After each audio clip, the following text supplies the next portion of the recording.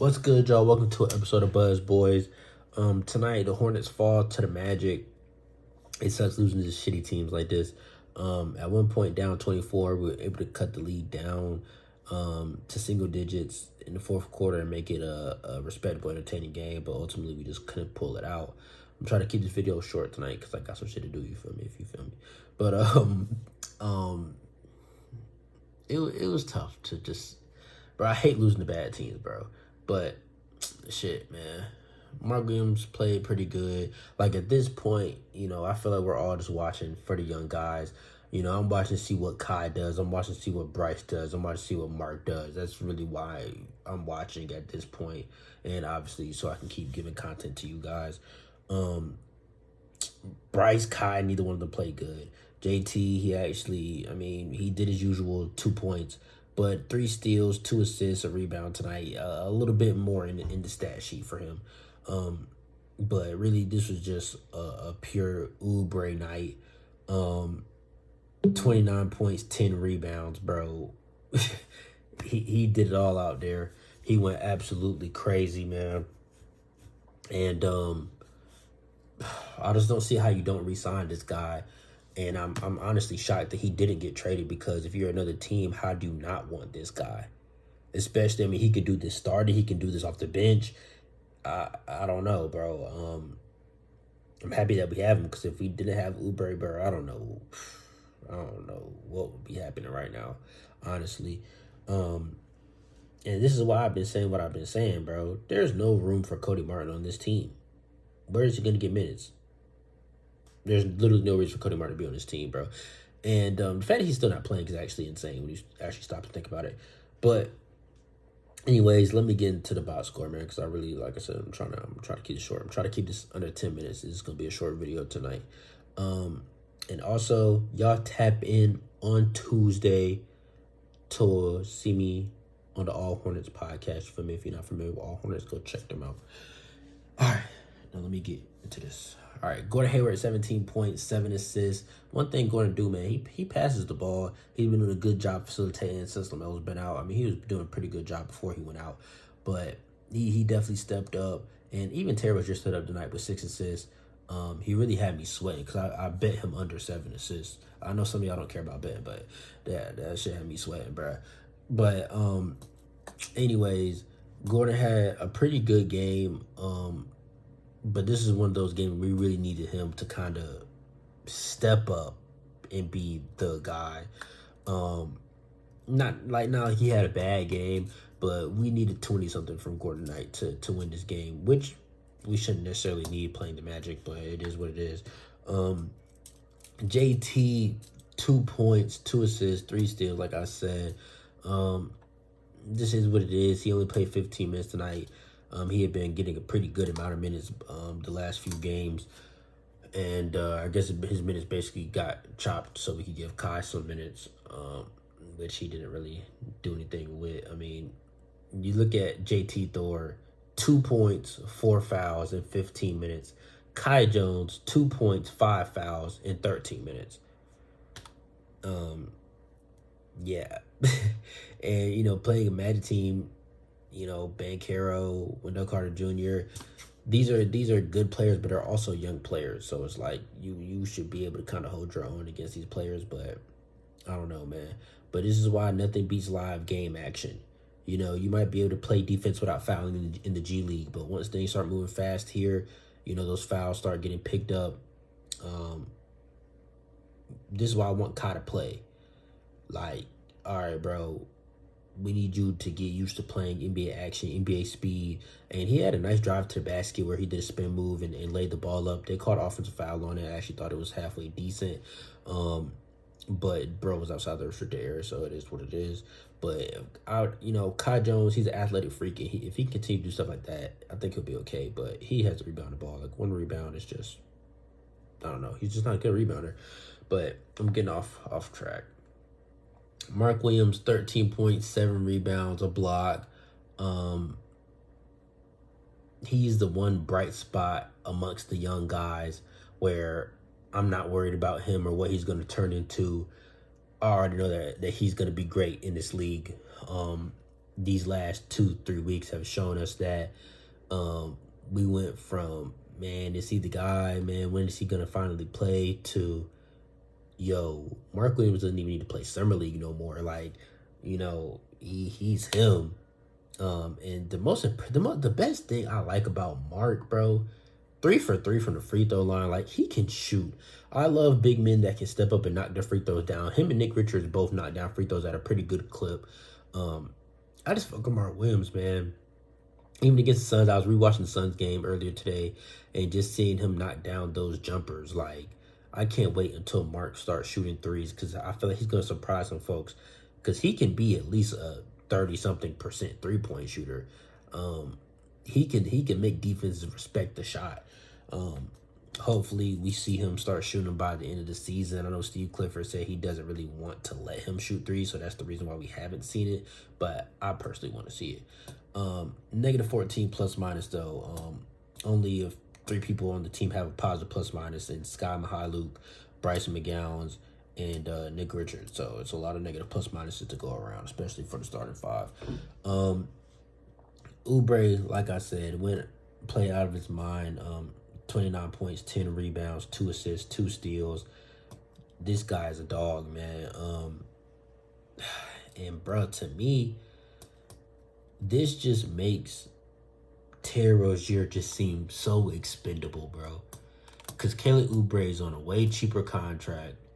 He's bigger.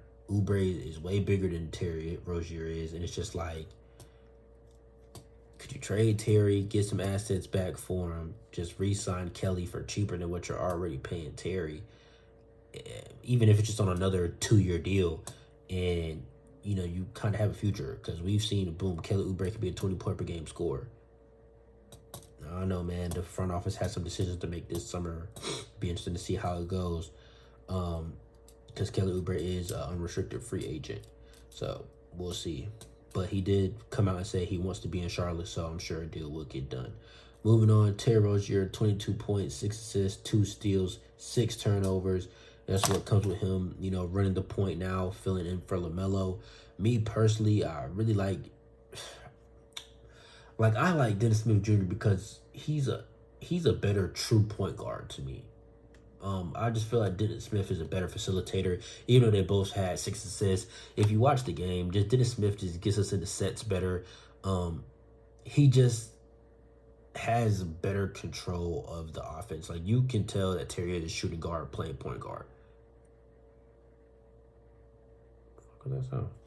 But yeah, it just is what it is. But Terry Rozier, 7 for 16, 43%, 4 for 8 from 3. He made some big shots down the stretch and pulled us back into it. I thought he was about to be done for the night, because the game was kind of getting out of hand, and then we clawed our way back. He went to the scorer's table, and he tried to get it done for us, but ultimately it just wasn't enough. But yeah, Nick Richards, 7 points, 4 rebounds. I want to see that old Nick. Like, at the beginning of the season, this would have been a double-double for Nick. In 20 minutes, that's enough time. You know what I'm saying? You got to do something. +3, plus minus. He had 3 blocks. That's what he brings to the table. But I just missed that walking double-double threat every night. But tonight, Oubre was the only person with a double-double, surprisingly, which is really kind of crazy. But it's what it is. Who am I at? Oh, Dennis Smith, 10 points, 6 assists, 2 steals. Bro, it's literally like, I can't remember a game or a video where I've broken down these stats and have not seen at least one Dennis Smith Jr. steal. He's just a ball hawk, bro. He's a ball hawk. Like, he's going to get at least 1 steal. I cannot remember the last game where I did a video and I did not say Dennis Smith Jr. steal. Anyways, 37% from the field, 0 for 1 from 3. Bro, with Dennis, he just has to stop settling for jumpers, bro. I seen it a few times. Bryce McGowns is wide open on the wing, and now I will say Bryce McGowns 0 for 3 from 3. At a certain point, you're a rookie, bro. You're not making your shots. I don't know, but there's Bryce McGowns wide open on the wing. Dennis Smith Jr. looks him off, takes a contested mid-range shot, misses. Like, bruh, at that point, you might as well just let Bryce miss the fucking three. I don't know. It is what it is. 10 points, 6 assists, 4 for 6 from free throw line. I'm pretty sure he missed 2 in a row. I was like, bro, what the fuck? -3 plus minus is what it is. Kai Jones, 2 points, 5 fouls, like I said. I definitely want to see Kai play. I do think he should earn his minutes, but at this point, we have to see what we have in him before we add another group of rookies. It's at a certain point, decisions are gonna have to be made amongst all the young guys. So we have to see him play. We have to before he's 3 years into the league. At that point, his rookie contract extension is going to be coming up.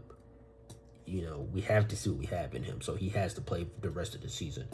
But he definitely has to be better, though. I need him to make a bigger impact in these games, man, because I want him to succeed. I see it, man. And I know he was a project when we drafted him, but we never really gave him a real chance. So I don't know. I want to see him play every night for the rest of the season so we can truly dictate where he's at. Bryce McGowan's 1 fucking point. He had 5 rebounds, though. I still think that he plays scared, man. I still think that he plays like he doesn't want to mess up. And that's something that he's just going to have to break. That's something that he's just going to have to break, man.